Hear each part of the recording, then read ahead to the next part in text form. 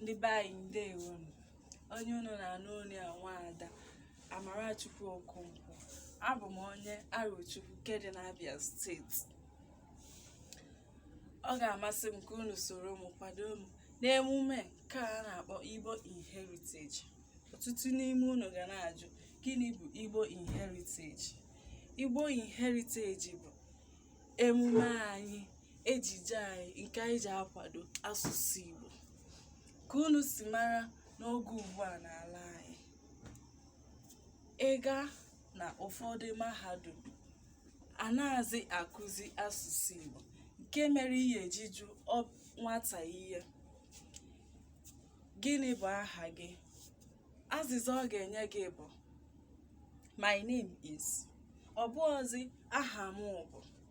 Ya mere anyị ji agba mbọ fụ na anyị kwadoro asụsụ Igbo anyị ka ọ bụrụ ihe kwudosiri ike. Igbo bụ Igbo, mma mma.